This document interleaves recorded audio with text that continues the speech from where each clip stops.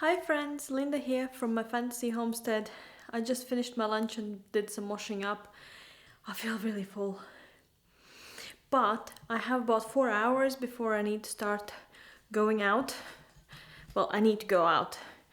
So we need to process the stuff that I have in this cupboard. I'm just gonna open it up. There's lots of potatoes in that. I bought them in December when they were like 15p a kilo and a half or 2 kilos in a pack, and I thought I'm gonna get through them, it's gonna be fine. I bought 6 packs, it's just gonna be fine. Now I haven't gotten through them. They are in the cupboard. I'm slowly eating through them, but I'm not going fast enough, and they are gonna start spoiling and they are starting to grow. So today it's a process day. I'm gonna freeze them. I'm gonna do 3 different varieties, and let's do this like real fast. I don't have much time.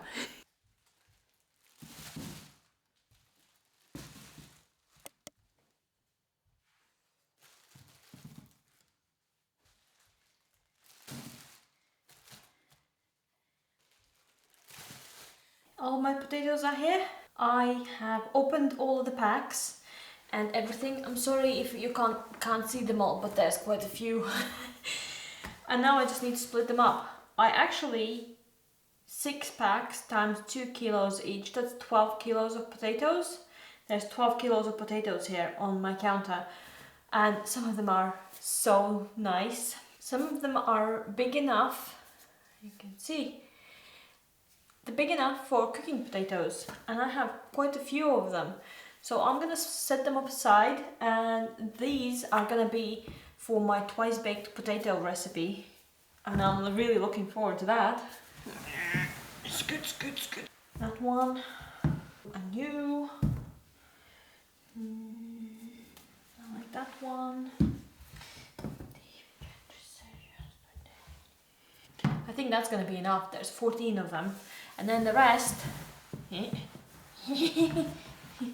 I will boil half of them. I'll peel them all off. And even these ones are so big. I mean, they would be sold as baking potatoes. No, let's do some roasties as well. So the smallest ones will go as a roast. And then the middle ones, the middle-sized ones, will go as a mash. And I'm really looking forward to doing that. That's a big one. That's a big one too. So they're gonna go with the roasts, with the twice baked potatoes. There we go. I'm kind of happy with all of these ones I have. So I have the twice baked potatoes, like I have the roast ones, which I need to parboil, and then I have the mash. For these ones, for these ones, we need to start the oven and we need to bake them completely. I'm gonna go for 170 degrees, and then we just need to pull some trays out. All right, let's get these potatoes ready. I got the sprouts off of them and I'm just washing them now because you need to prepare them for going into the oven. And now they're off to bake. Look at them, they're so cute. Can't believe that they look so golden. You can definitely tell that I needed to process them. They are definitely growing. They're becoming green, so when the potato is exposed to sunlight, it becomes green, and I don't know what kind of process it's making inside, but it is becoming poisonous to eat. So I usually just cut all of it off. And here we are, peeling the potatoes. It's one of the tasks, you know, where your hands are busy, but your mind gets to wander everywhere. It's almost like a little journey. Usually I put on an audiobook or some music to listen to, but I'm trying to be a little better and be more in the moment of things as they're happening, and be more happy with my thoughts that are in my mind. My earliest memory of peeling potatoes, I think, comes from when I was about 4 years old. My mum put me in front of the massive bucket of potatoes and she just let me go at it, and I think I was there for about 10 hours I loved it. I felt so grown up and so important. All peeled off and all done. I am happy that I am done with that. So these ones are for mash and these ones are for roast potatoes. I just need to cut these in smaller halves. Probably this kind of size will be big enough. I don't like my roast potatoes to be too big. So I'm gonna quarter the biggest ones and half the smaller ones. And we're just gonna boil them for about 10 minutes. We don't want them to be completely boiled, completely soft, but then we want the outer shell to be soft though. And I just cut myself now. This knife is super sharp.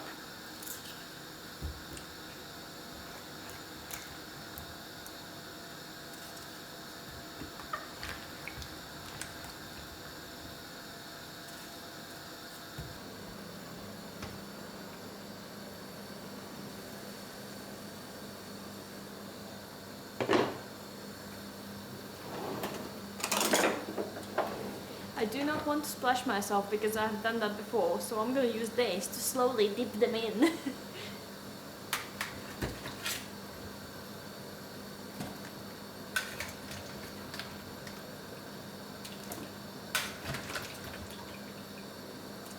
And now when that starts boiling, I'll take a time for about 7 minutes.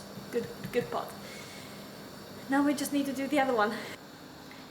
I just hope that all of this fits in this pot, and we're gonna cut these ones smaller because it doesn't need to be roasted, it will be mashed, right?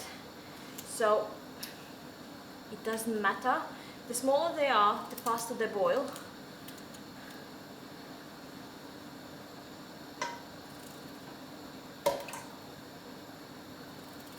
Just got smashed in the face with water.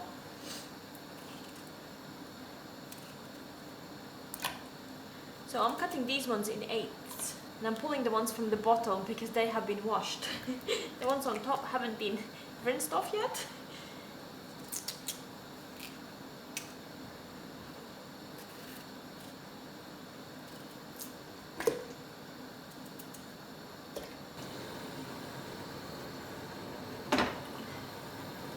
These ones are in, and well, basically they've been boiling for, they have 2 minutes left.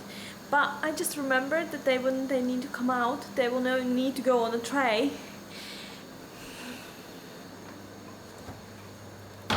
And they will need to go in the freezer. But what I have in the freezer are the pancakes that we baked a week ago. I am not perfect. Ah, that hurts. Oh. I don't get time to do everything. So I have bits and bobs around the house that I haven't done. Like putting these pancakes in bags and away. Aren't they cute? They're so cute, right? Need to close that. Need to do the pancakes. Need to put you guys here. That's almost ready.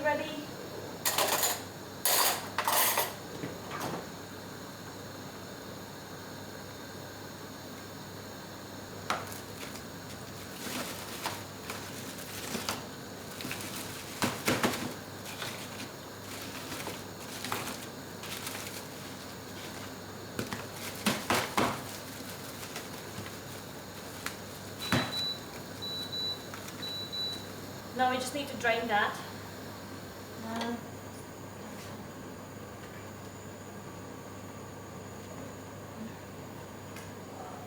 Don't mind me.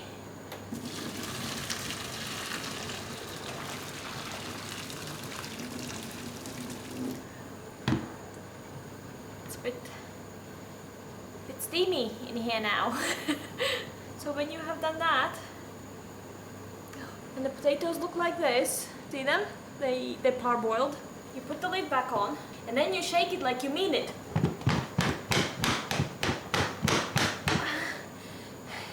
I meant it. Okay. And now the potatoes look like this. Do you see the little edges around them? So So basically when you bake them, that's where the fat will be going, and it will make them really crispy. So I need to stop these from cooking. On the pan they go. First I need to get these into the freezer. I think I overshook them because some of them were disintegrating and falling to bits, but we learned from our mistakes. I just checked these and they're ready. Ready. So we can turn that off, and these need to go. I'll probably pop them outside the house on the pavement out in my garden, because it's 1 degree outside, and that will help them cool off a lot faster than if I would like to try to like cool them down here. And I don't want to put them in the fridge because they're too hot, etc. But they're ready. Aren't they gorgeous?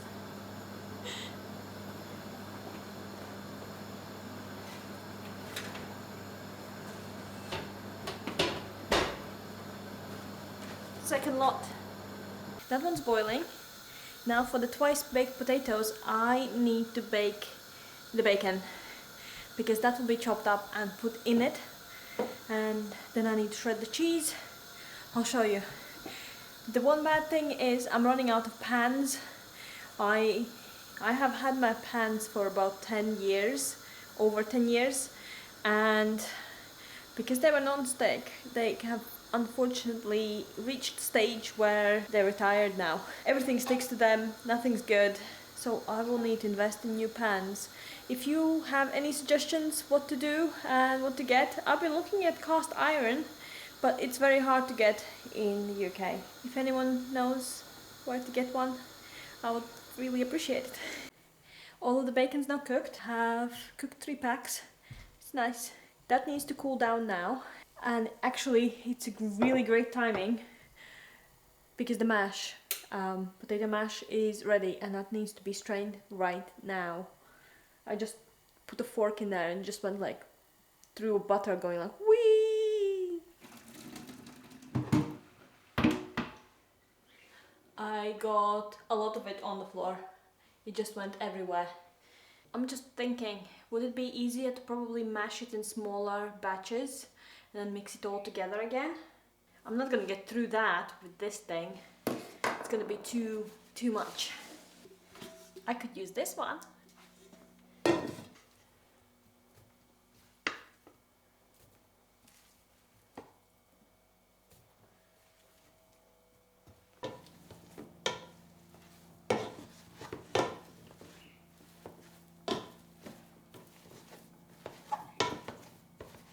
I still haven't used up all of this, so it's been in the fridge for a week. We definitely need to do it in the next couple of days. I've been so busy. You know when your life runs away from you? I usually add a little bit of butter to mashed potatoes because it makes it smoother.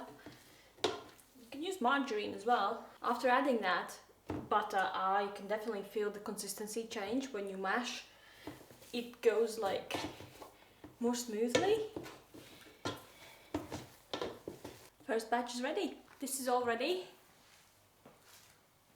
So what I was thinking, I'm gonna fill them into the soup cubes, because then I can definitely know how much I have, and I can freeze them in cubes in a baggie. These are actually very useful and very fun. See? They're perfect. 250 milliliters each. And yeah, or what is it? 1 cup? A little bit over 1 cup worth of it. And then when it freezes into the square, so you can literally put them in the Ziploc bags when you pop them out of this thing. And they're square. And when you need to cook, you need to cook and it's square. I'm just so excited about this. Seriously. Like, really cool. I have frozen soup and tikka masala and desserts in this one. I am thinking about making maybe some lasagna, because I have seen people do that in these molds. It makes my life so much easier in the future. I timed today's lunch that I cooked took me exactly 13 minutes because I had prepared everything in advance and frozen it. The lights are getting more and more terrible in here. Like, if I stand under the light, and then if I go away from the light, because I have 6 lights on top of the ceiling and they are just weird. Like, you can tell when I'm walking past, it's like traffic lights. So before I got distracted, as normal, the potatoes outside are ready. They have cooled off and we can bring them in. I just need to free up a little bit of room here. What we're doing with these is we're cutting them in half like this, then scooping up all of the guts inside, and then we're mashing those with sour cream, bacon, we have chives, cheese, anything like that. We're going to do this.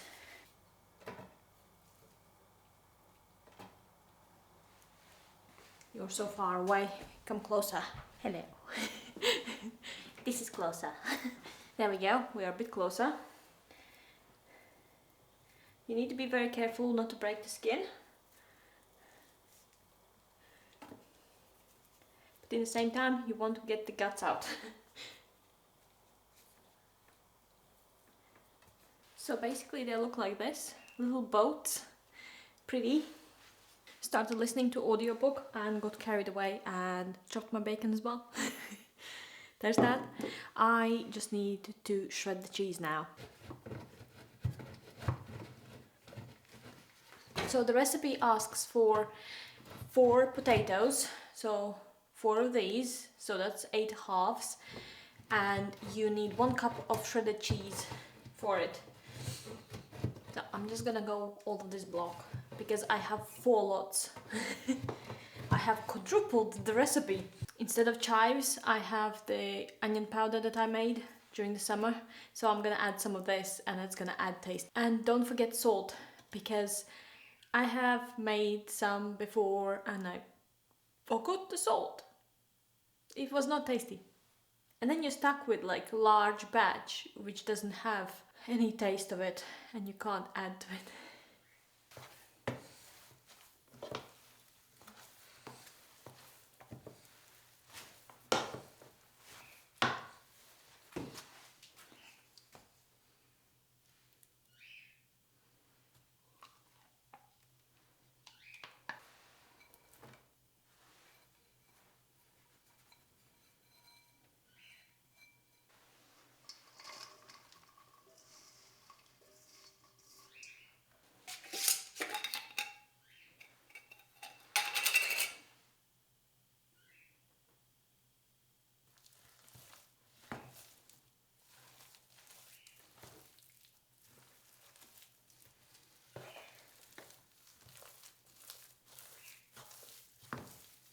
Now that we're done, we're just gonna fill up the boats again and with this mixture, and we will have really nice twice baked potatoes, and then you can freeze them.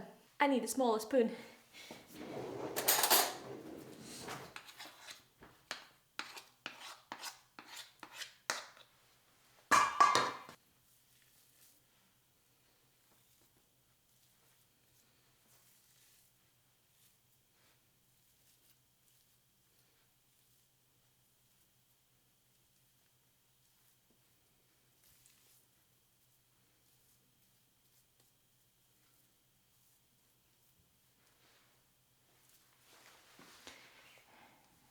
I don't know if it takes it. It's very bright. This is how it looks. It's good.